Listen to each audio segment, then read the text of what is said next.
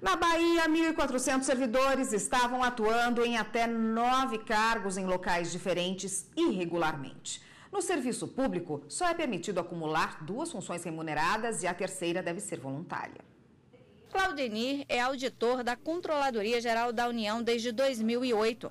2 anos depois de tomar posse, foi convidado para ministrar aula em cursos preparatórios e, desde então, não parou mais. A experiência prática do professor no setor público acaba engrandecendo muito as aulas dele, porque se ele simplesmente pegar a legislação, pegar as normas e for passar para os alunos, o aluno vai sentir a dificuldade de colocar aquilo na vida prática. O professor que já trabalha naquilo, o professor de direito que já advoga, ou já trabalha no judiciário, o professor de auditoria que trabalha com auditoria no seu dia a dia, ele tem facilidade de apresentar casos práticos para os alunos, e isso facilita bastante o entendimento. Mas para acumular cargos no serviço público tem de ser como no caso de Claudenir, cumprir 40 horas semanais de trabalho e só assumir uma segunda função remunerada se atender às exigências da Lei 8.112.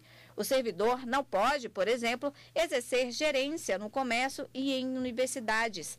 Ele pode ser contratado como professor, mas não como coordenador de curso.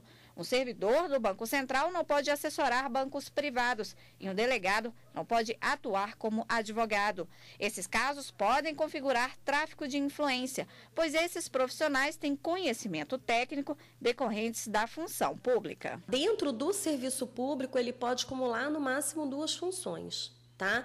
A terceira, ela teria que ser não remunerada. Recentemente, a Secretaria de Administração da Bahia descobriu 1.447 funcionários do Estado que acumulavam indevidamente cargos públicos municipais, estaduais e até federais. O que mais chamou a atenção foi o caso de um médico com 9 funções públicas e trabalhava em 3 prefeituras diferentes. Todos os servidores foram identificados a partir dos dados cruzados entre a Secretaria de Administração da Bahia e tribunais. Eles deverão se apresentar aos órgãos para prestar esclarecimentos. Para quem descumprir a legislação, a pena varia de advertência até demissão, além de responder criminalmente. E o dinheiro recebido indevidamente deve ser devolvido para a administração pública. Bom, e para falar mais desse assunto, está aqui no estúdio o advogado Henrique Savotini, que é especialista em direito administrativo. Boa tarde, doutor. Boa tarde, Érica. Bom, queria que o senhor explicasse quando e como é possível acumular cargos no funcionalismo público. A regra é a vedação à acumulação de cargos. O que a Constituição de 88 estabeleceu é que cada pessoa só possa ter um cargo público. Excepcionalmente, se autoriza algumas acumulações. Por exemplo, 2 cargos de professor é possível acumular, 2 cargos de profissionais da área de saúde, médicos, enfermeiros, fonoaudiólogos, 1 cargo de professor, 1 cargo técnico científico. Há também a possibilidade do vereador, quando há compatibilidade de horários. Enfim, tem algumas situações que o ordenamento jurídico prevê, mas a regra é a vedação à acumulação remunerada de cargos. Essas exceções aí valem para professor e para médico? Via de regra? Isso também, né? Os casos mais comuns, né, que a gente encontra um volume maior de acumulação são esses, né? Os 2 de professor e os 2 da área de saúde, de maneira geral, não só o médico. Tem uma outra situação também que é do professor com um cargo técnico ou científico. Mas são 2 cargos apenas. O terceiro não pode, como a gente vê na reportagem, alguns funcionários com 9 cargos e até impossível dividir nas horas do dia você exercer todas essas funções, corretamente? Sem dúvida. No máximo são 2 cargos, né? 3 é absolutamente vedado. Não existe nenhuma possibilidade de acumulação de 3 cargos. E ainda assim, para poder acumular esses 2, quando é possível a acumulação, tem requisitos. Por exemplo, compatibilidade de horários, né? Como você disse, para acumular 9 cargos, seria impossível numa jornada de 24 horas. Né? Pois é. E cargo técnico, administrativo ou científico que o senhor disse aí que é possível acumular com a função de professor ou de médico, o que é esse cargo? O cargo técnico ou científico, ele não é necessariamente um cargo de nível superior, e também não é qualquer cargo de nível médio. O cargo técnico ou científico é aquele cargo que exige do executor uma formação específica. A ideia da Constituição é que a universidade não ficasse apenas com os professores profissionais, com aqueles professores que são só profissionais, distanciados da realidade do mercado, da administração pública. Então, o cargo técnico ou científico é aquele que exige uma formação específica. Por exemplo, um bibliotecário do Tribunal de Justiça, que é um cargo de analista judiciário nessa área de apoio especializado. A pessoa tem que ser formada em biblioteconomia para fazer aquilo. O médico do tribunal, o arquiteto do tribunal, são cargos caracterizados como técnico científico por conta disso, por conta dessa exigência de uma formação específica. Então, existem requisitos para se acumular um cargo? Sem dúvida, né? São vários os requisitos para acumulação de cargos. Por exemplo, esse, né, de se enquadrar nessas hipóteses, por exemplo, a questão da acumulação, da compatibilidade de horários, também tem a questão da lei não vedar, né? Por exemplo, fala-se muito em acumular 2 cargos de professor, ok? Mas se a pessoa tem um cargo de professor numa universidade, com regime de 40 horas de trabalho e dedicação exclusiva, aí o próprio regime de trabalho dele veda que ele tenha outro cargo de professor. Alguns outros cargos exigem, né, essa dedicação exclusiva e aí não pode acumular com mais nenhum outro cargo. Doutor, quem quer acumular o cargo, preenche todos os requisitos, está aí dentro das condições para que isso seja feito. Tem que informar formalmente o órgão a qual pertence? Sim, porque quando ele toma posse no segundo cargo, né, imaginemos que ele já tem um cargo público e vai acumular com o segundo, quando ele toma posse nesse segundo cargo, ele preenche uma declaração, um termo de responsabilidade, sob pena, inclusive, de ser responsabilizado por improbidade administrativa, de que não detém outro cargo, ou quando detém, então, qual é o cargo que ele detém, né? Isso é explicitado no ato de posse desse servidor. Tá ótimo, a gente ainda tem outras perguntas para serem feitas a esse respeito. Eu só peço um minutinho para o senhor, a gente vai para o intervalo e já volta. Okay.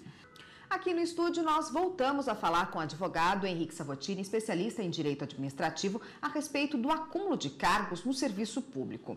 Doutor, um servidor público pode acumular uma atividade na iniciativa privada, por exemplo? Sim, na iniciativa privada, como regra, é possível que ele tenha outras atividades, respeitada sempre a legislação de conflito de interesses, né? Na esfera federal foi aprovada a lei em 2013 que trata disso. Por exemplo, ministros, secretários com status de ministérios, diretores, aqueles cargos em comissão mais altos, né, que são os DAS 5 e 6, são os níveis mais altos de cargo em comissão, precisam respeitar algumas regras. Por exemplo, ele não pode trabalhar, ser servidor público e ser empregado de uma empresa privada que tenha algum interesse em alguma decisão que ele possa tomar na qualidade de servidor público.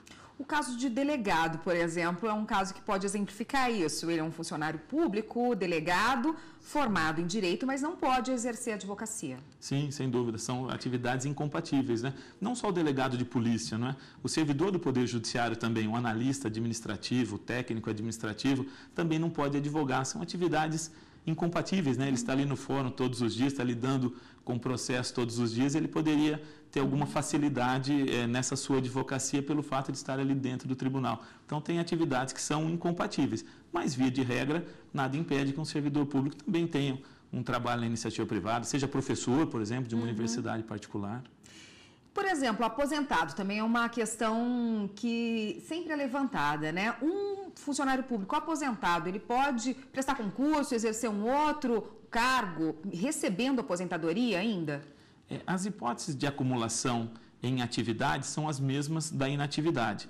E combinando os fatores. Por exemplo, se ele pode ter 2 cargos de professor na ativa, ele pode ter 2 aposentadorias de professor. Obviamente que para isso ele preenche os requisitos de idade e aqui de tempo de contribuição nos 2 cargos. E pode acumular um ativo com um inativo. Então é possível. De repente ele se aposenta como professor, presta um outro concurso para professor e fica com um cargo de professor e uma aposentadoria de professor. Além disso, também o aposentado pode retornar em 2 situações, para exercer um cargo em comissão e para exercer um mandato eletivo. Por exemplo, um aposentado eleito deputado estadual pode acumular a aposentadoria dele com esse subsídio de deputado estadual.